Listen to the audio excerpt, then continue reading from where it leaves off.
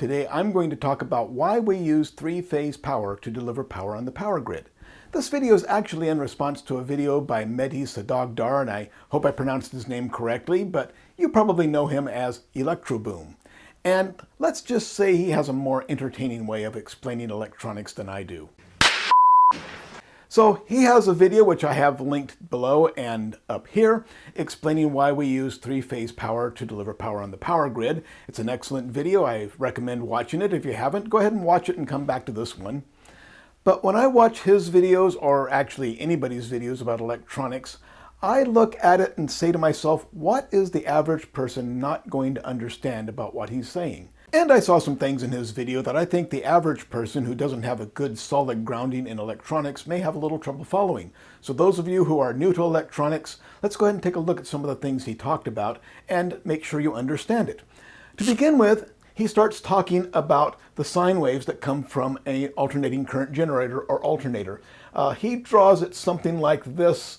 We've got a circle with 3 coils of wire in it. This is a schematic drawing. They're not quite this simple. Maybe if you look at some that were made 100 years ago, they might almost look like this. But this is an idea of how they are made. They're actually much more compact, much more, many more coils in there in such a way that we get more efficiency out of it. But basically we have a permanent magnet in here, and of course in the real world that's not going to be a permanent magnet, that's going to also be an electromagnet. And what we do is we spin this magnet in here, so we have a current going through the electromagnet, so we have a permanent magnetic field around it, or a stationary magnetic field. We spin that inside these 3 coils, and as it spins by, when you pass a magnet past a coil of wire, it causes the electrons to move in there. I'm not going to explain that in detail. I have videos all about that you can find linked down below. But as the magnetic poles spin past these coils of wire, it generates electricity. And we show this as a sine wave coming from each of those magnets. So what is this all about? What's this curvy line mean? When we talk about waves in electronics, unless we are talking about electromagnetic waves, which are physical waves, we are not talking about waves like on the ocean. We are talking about a graph. This is simply a graph that explains, or should I say illustrates, how the voltages coming off those coils change over time. So this is a graph. Time is the horizontal axis and voltage is the vertical axis. And so what we're saying is, as time goes by, that voltage goes up, it levels off, turns around and it goes down and levels off again, then it goes up and levels off again, over and over and over again. So we're just looking at how the voltage changes over time. Why does it have this particular shape? This is called a sine wave. We call it that because it is related to the angles in a circle. If we can take any point or any voltage along any particular time on this wave and do some mathemagic to it and relate that to an angle on a circle. For example, if we take a round disc such as this CD and put a spot on it and rotate that around, you'll see that spot go around in a circle, right? And every, we divide that up into 360 degrees, and so one complete circle is 360 degrees. Now, if I take this disc and turn it sideways and you watch that spot, you're going to see it just going up and down. As this goes around and around and around, you'll see that spot go up and down and up and down. Now if I move this across your field of vision, as that moves up and down, you will see that spot trace out a sine wave. So there's a very close relationship between sine waves and circles. An interesting place you might see this, you can go and find a copy of Sky and Telescope or Astronomy magazines, and they have a graph that shows the positions of Jupiter's major moons, the Galilean moons, Io, Europa, Callista, and Ganymede, how they are positioned over time. So you can point your telescope up there and know where to expect to see these satellites. And they'll draw a line through the middle. That's where Jupiter is over time. So this is over many hours. They do it for a whole month. So day 1, day 2, day 3, day 4. And as those moons, or should I say satellites, orbit around Jupiter, and not quite circular orbits, but close enough, they will, as we look at Jupiter, we'll see them going back and forth basically, because we're seeing them pretty much edge on. But over time, we will see that they will do something like this, get further and closer and further and closer away to Jupiter. This is not centered like it should be, but the outermost moon would make one sine wave over time, and then the next one would be a little smaller and faster, and the next one smaller and faster, and then finally we get Io, the closest one. It's just these little squiggles over time. So, and those are sine waves. Once again, it's just a graph of the position of the moon over time, how far away it is from the main body of Jupiter. And so they're making circles around Jupiter. Over time, it gets further away and closer, further away and closer, further away and closer, and we end up with a sine wave, just like a sine wave in electronics. Does this mean there's actually a wave, like a surface wave on an ocean or something? No, it's just a graph of the position over time. So that's what that sine wave is. It's telling us how the voltage coming from each of those individual coils in the alternator changes over time. So there we have our sine wave. I'm going to show another way to produce this just to illustrate what's happening, help us understand the voltage. So what I'm going to do is take a battery and run that over to a potentiometer, a variable resistor. Your typical variable resistor has a resistive track with a wiper that you can turn. Sometimes they're straight, but most often they're curved. We can turn that wiper and contact that resistive track anywhere we want to. So there's an arrow representing the wiper. And let's say this is a, let's say 20 volt battery. And we're going to put the black lead of our voltmeter at the negative side. So what's that tell us? This is going to be 0 volts. So we put our red lead here, we see 0 volts. We put our red lead there, we see 20. If we put our red lead here, as we move this way, we're going to go to positive 20 volts. But then as we move it this way, we're going to go down to 0 volts. So we probably won't reach those voltages actually because of mechanical issues with the construction of the potentiometer, but we'll get close to them. So we move that way 20, that way 0, and back and forth. Now if we, let's say this was a linear pot, so we had a good slider on there and we hooked it up to a motor that had a disc on it with a hole in it that was rigged up to move this back and forth. Once again, we have that hole going in a circle, and that's being transformed into linear motion, maybe with a type of a crank or something. That would move that up and down and up and down, and it would move it such that it would move. Towards the end, it would slow down and then turn around, slow down, then turn around, and that would produce a sine wave. If we look at the voltage over time, so time, voltage, it would go up to plus 20 volts and down to 0 volts. So that would be, is that alternating current? Technically it is. Whenever we have voltage that's constantly changing on a pattern, we have alternating current. This is technically alternating current mixed with direct current. So if I wanted to be technical, I would say I have 20 volts peak to peak. I'm getting a little technical here, but this is what we would call it. This would be 20 volts peak to peak plus, let's see, the middle would be at 10 volts DC. So that's a mixture of 10 volts DC plus 20 volts peak to peak AC, and we get this voltage that goes up to 20, down to 0, up to 20, down to 0. I'm getting a little technical for you people that aren't really into electronics, but those of you who are should be able to follow this. So that never actually crosses 0. It's actually DC. It's always, current's always flowing in the same direction. You just get more and less and more and less. So how do we turn that into AC as we know it? Let's get this out of the way to begin with and put our wiper back on our potentiometer. And what I'm going to do is remove this 20 volt battery and replace it with two 10 volt batteries.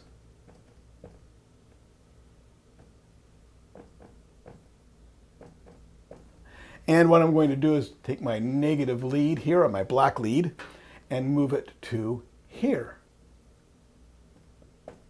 Now, if I lift my black lead here and put my red lead there, and I move this up and down, I'd see exactly the same thing. I still have 20 volts. I go to plus 20, 0, plus 20, 0. But now I've moved my black lead, and by definition, 0 volts is wherever my black lead is. So if I put my black lead here, 0 volts is here. Remember that 0 volts is not the absence of voltage. 0 volts just simply means that our red lead and our black lead are at the same voltage. Your voltmeter measures the difference in voltage, and if there is no difference, it tells you there is 0. So if I put my red lead here, I read 0 volts, right? If I put my red lead here, what am I going to read? Well, that's 10 volts lower, and so by design, the meter is going to give us a negative reading, and the difference is 10 volts. So I put my red lead here, I'm going to see minus 10 volts. If I put my red lead here, that's going to be 10 volts higher than 0. So by design, the meter is going to show me a positive voltage. So now instead of seeing plus 20 and 0, plus 20 and 0, I see plus 10, minus 10. Is that, there we go. A little easier to see there. Plus 10 volts, minus 10 volts, plus 10 volts, minus 10 volts. So if you don't understand that, watch my video on measuring voltage. I'll link it in the description below to understand the measuring of voltage. But remember that 0 volts is not the absence of voltage. It's just a reference point, and it's just where you put your black meter, or put your black lead of your meter. And a negative voltage is not the opposite of positive voltage. Negative voltage just simply means that my red lead of my meter is at a voltage lower than my black lead. So now I'm 10 volts lower, I get minus 10 volts. 10 volts higher, I get positive 10 volts. So I'm not going to go into more detail on that. If you're having trouble following that, be sure to watch my video on measuring voltage where I explain that in detail. So now what happens here? As this goes up, it goes to positive 10 volts. And as it goes down, it goes to negative 10 volts. That's more like it. That's true alternating current. It's not changing DC current. And so now I can draw a line where my 0 volts is, and that's going to go positive, negative, positive, negative, positive, negative. Now once again, this is not the opposite of positive. It just means that my measuring device, my black lead, is at this voltage here, so I go to positive 10, negative 10, positive 10, negative 10. If I move my black lead back down to here, that's going to move my 0 volts. 0 volts follows the black lead of your meter, so that's going to go plus 20, 0, plus 20, 0. So it's the same exact voltage, but just how I'm measuring it makes it now positive and negative. So that's, once again, if that's confusing you, watch that video on measuring voltage. It'll really help you understand. So that's true AC. We're going positive and negative, meaning our measuring point, our reference point, is in the middle. So that's what alternating current is. That's one way we can create it. Not a practical way, but it does demonstrate how alternating current works. Now the next thing that he shows is that we have 3 of these sine waves coming off of that alternator. So let's go ahead and draw that again. There's our 3 coils. We have a wire coming off each one. Of course, they're grounded in the middle, but I won't show that because it'll obscure my spinning magnet. And so we have 3 different wires coming off, and he says, which is absolutely correct, that these 3 voltages are out of phase with each other. So there's voltage A, there's voltage B, there's voltage C. So here's voltage A.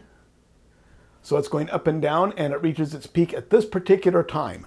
So once again, this is time as we go from left to right. But B comes in and it reaches its peak at a different time. So it's late. So when we talk about these being out of phase, we're simply talking about different timing, because the poles of the magnet will go by this coil, then that coil, then that coil. Our peak voltages happen at different times. So when we talk about these being out of phase, we're just simply talking about timing difference. So if this happens at a particular time here in North America, it takes 5.5 milliseconds between these 2 peaks. In the civilized world, where here in North America, our standard is 60 cycles per second, or 60 hertz. And so one complete cycle takes 16.666 milliseconds. That puts it at 5.5555, whatever, because keep putting 5s out there, milliseconds between these 2 peaks that are out of phase. So this one peaks, 5.55 milliseconds later, that one peaks. Or in the civilized world where we use a 50 hertz standard, these are going to be 3.33 milliseconds. So it depends on where you are in the world. In North America, I think Brazil, parts of Japan, we would have 5.5 milliseconds between these, and in the civilized world, 3.33 milliseconds. And then of course number C, so there's A, B, and then along comes C. It's going to peak another 5.55 milliseconds later in North America, and then another 5.55 milliseconds. This one peaks again. So there's A peaks, B peaks, C peaks, and then A peaks again. And if we take that time there in North America, that's going to be 16.66 milliseconds. In the civilized world, that'll be 10.0 milliseconds.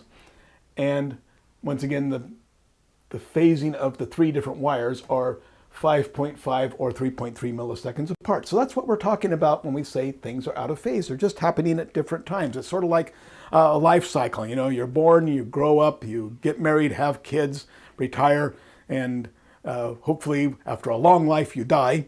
Those are the phases of your life. And someone else is born at a different time, has those phases at a different time. So while you're growing up, your parents are at the parenting stage. Then when you get to parenting, your kids are at the child growing up stage. And so everybody's out of phase. Well, these voltages are just happening at different times. They are out of phase. And another thing he says is these are 120 degrees apart. Well, what is he meaning by that? Let's take a look at our sine wave again. Just one to simplify things. There's one complete cycle of a sine wave. So this magnet makes one turn past these coils. We're going to see A. Wire A is going to go, voltage goes up, voltage goes down, and back up. One complete cycle. It's going to do that over and over again. 60 times every second in North America, 50 times a second in the civilized world. And as I explained before, this is closely related to a circle. So as that disk turns around 360 degrees, we see the voltage here in the graph go up and down and back up. And so since it takes 360 degrees of that circle to draw this, if I look at that circling disk or the moons of Jupiter going round and round in their orbits over time, they do a track of 360 degrees around their circle. And we look at that graph, we see that it does one cycle of this wave. So that is going to be 360 degrees. There's our very close relationship between the sine wave and a circle. So we can measure this sine wave in degrees and say, okay, well, let's see, that would be 90 degrees. This point here would be 180 degrees. This point right there would be 270 degrees. And then back over here would be 360 degrees or 0 degrees, because that's where we start the next cycle.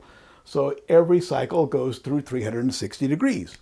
And these are physically placed in the alternator 120 degrees apart. And so that causes our three waves to, if we measure the time in degrees, so I was measuring in milliseconds, and so back again to our North American standard, that would have been 16.6 milliseconds or 5.5 milliseconds in the civilized world. I said that's in time, but as far as where they are in the circle, that's going to be 120 degrees. So when you look at when A peaks and then B peaks a few milliseconds later, I can say, well, that's either 16.6 milliseconds or 5.5 milliseconds, or it doesn't matter whether you're in Europe or America or where you are, it's going to be 120 degrees. So I can measure it in time or degrees. So, and the third one comes in, guess what? 120 degrees later. And so 120 degrees plus 120 degrees plus 120 degrees equals 360. So these are perfectly spaced apart. 120 degrees, 120, 120, another 120, and there we are starting over with A. So that's what we're talking about when we say these are 120 degrees out of phase. The timing is such that if we plot that out with one cycle being 360 degrees, which makes a lot of logical sense, that means instead of measuring this by time, which messes us up, okay, North America, it's 16.66 milliseconds per cycle. Actually, I got that wrong. That's going to be 5.5 milliseconds there. So 16.6 milliseconds between here and here, 5.5 milliseconds between there and there, and that's going to be, yeah, man, that's America. I'm getting confused. Well, it doesn't matter whether it's America or Europe. this is going to be 120 degrees, 120 degrees, 90 degrees, 270. All the degrees are going to happen at the same time. So it doesn't matter whether I'm Europe or America. These peaks are going to be 120 degrees apart if I measure in degrees rather than time. So that's what we're talking about, those being 120 degrees out of phase. And once it's because of the physical arrangement of the coils in the alternator that causes that timing. First this one peaks, then that one peaks, then that one peaks, and then this one peaks again. And it takes 360 degrees for that one to peak. And then that one's 120 degrees later, that one's 120 degrees later. So we're just simply measuring that time in degrees. And I'll just give a real quick drawing. There's phase 1, phase 2, phase 3, and then phase 1 peaks again. So A, B, C, A. This time a little later, same time again later. But this is going to be at 0 degrees. And we can start our 0 at any point. I'm just going to make it at the peak. We might measure it there, but 0 degrees, 120 degrees, 270 degrees, and 360 degrees, or 0, starting all over again. And that's the timing of those peaks. So that's what we mean by being out of phase. Now we get to the why of it. So why do we use this three-phase power? Let's say we just had one coil in our generator. There's two problems with that. One of them maybe only glances over, and so I'll talk about that one first. So we have one coil in the generator. That means we have one wire coming out and one wire going back to the two. I'll go ahead and draw the coil here. So there's our coil in the generator. There we go. So that means the magnet whizzes by and we get our voltage goes up, our voltage goes down, up and down, and we're going to put our black lead here, so that's our 0 reference. Simplify things here. So this is going to always be 0 volts. Why is that 0 volts? Because we put the black lead of our voltmeter there. We put our red lead here, except for a little bit of voltage we're going to get across this wire because of current going through it. This is going to be essentially 0 volts over here. So this goes up to 170 volts, and then down to minus 170. So we measure our voltage by doing a calculation called RMS, root mean square. And we find that the energy in this wave is going to be the same as a DC voltage, equal to 120 volts. So we call that, even though it goes up to 170, down to minus 170, we call that 120 volts because it has the same energy as 120 volts DC. We call that RMS, root mean square. So I can calculate this with a sine wave by just multiplying that number by 0.707. But the real calculation that works for any shape of wave is I take a bunch of points along the wave. I take the square root of all those voltages, average them together, then square that, and I get that number right there. So that's what the root mean square means. But with sine waves, once again, we can just multiply the peak voltage by 0.707. That gives us the root mean square, or the RMS. And so we call that 120 volts AC. Up to 170, down to minus 170, and that's what's going to be coming off of that. And now let's put a load on here, which means, you know, a motor, light bulbs, I don't know, whatever it is, we'll represent that by a resistor. And so now we have current, and of course it's going to be going back and forth, but we'll just look at, let's say at the peak voltage or whatever, we have current flowing in and current flowing back. Okay, two problems with this. One is, at one time we have 170 volts right there. So we have a good amount of current through there doing some work. If this is a motor, we've got a good magnetic field around the coils and it's really driving that motor, great. And then that drops down to 0 volts. How much of a current is flowing through there when that's 0 volts? None. How much of a magnetic field do we have around those coils in the motor? None. How much work is that motor doing? None. It's just coasting. So if we run this to a motor, it's going to be coasting a significant portion of its time. And that's typically the way your motors in your household, like drills, appliances, or whatever, that's what they do. That's just the way of life if we have this, what we call single phase power coming in. So that's kind of wasteful. That's one problem with it. The other one is that Tesla, who came up with the idea of using three-phase power, was actually quite ingenious by doing that. What happens is we have to have two wires to send this power. One, like when it's peaking, our current's going to go out and come back. Of course, when this reaches the negative peak, the current's going to be going the opposite direction. We have to have a wire going out and a wire coming back. So Tesla came up with the idea of sending out three different phases. And what we can do is, it might sound kind of wasteful at the beginning, but we can deliver the same amount of power. Well, maybe this will be clear as I explain it. So here's wire number 1, wire number 2, and wire number 3. And let's go to some loads here. So here's 3 different loads. Now let's make this the coils in a 3-phase AC motor. This will make it really make a lot of sense. So I'll replace these with coils.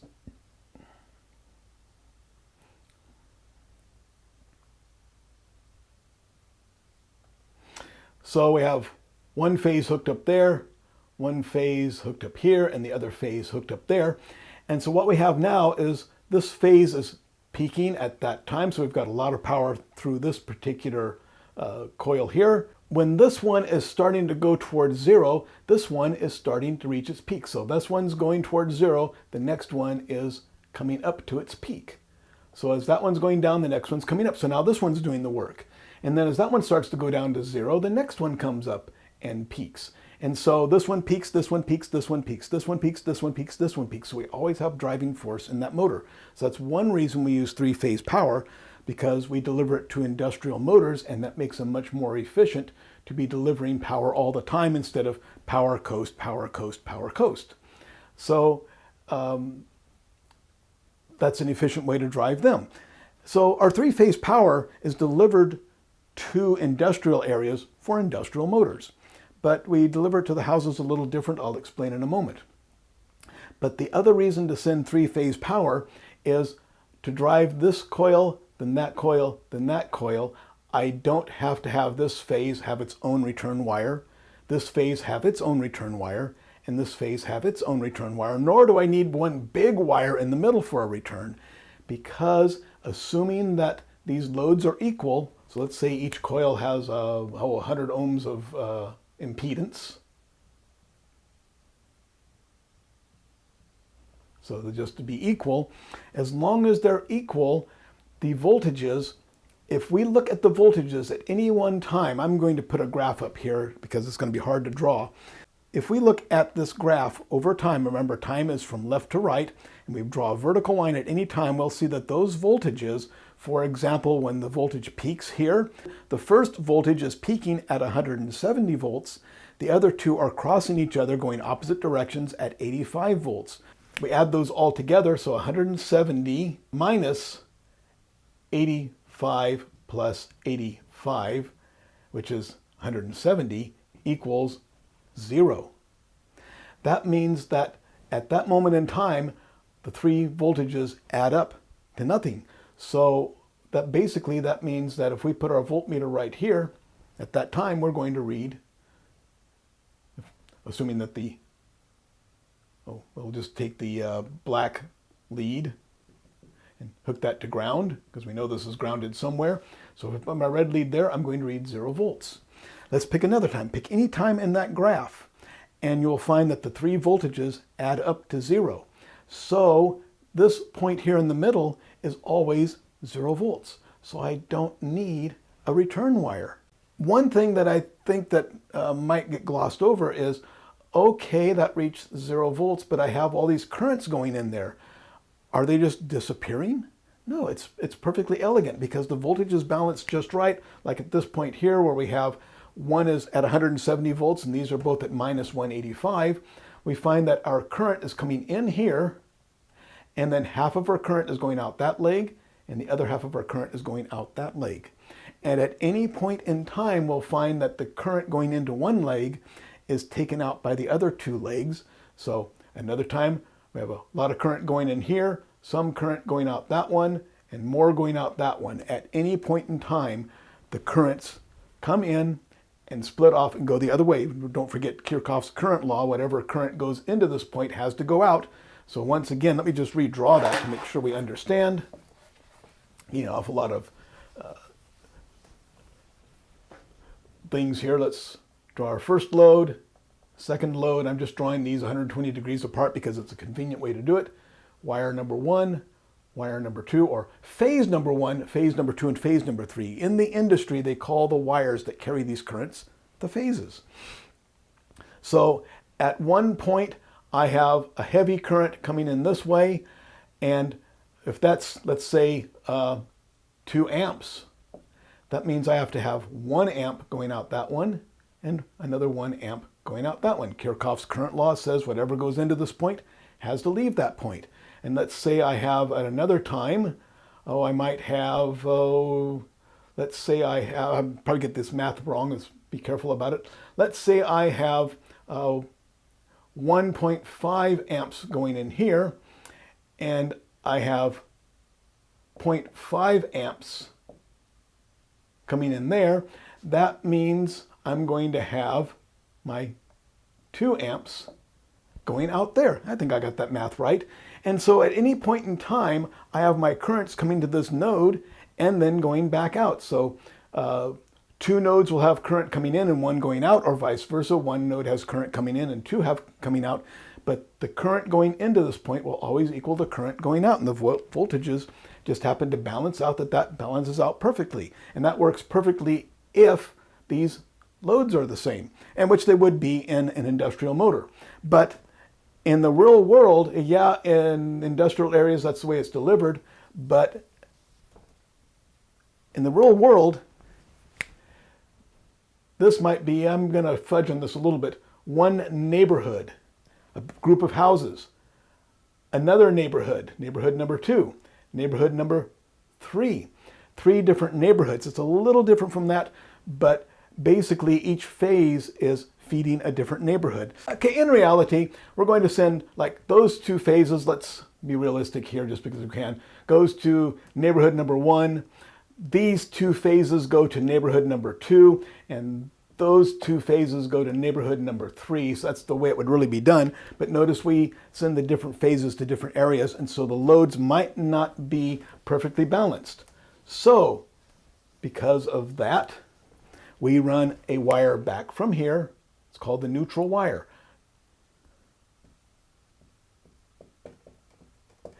And if everything is balanced out, there should be no current flowing on that. But if there is an imbalance, whatever's left over is going to travel through here. So let's say this has, how about 2.1 amps, and this one has the right voltage to take out 1 amp, and this has the right voltage to take out 1 amp.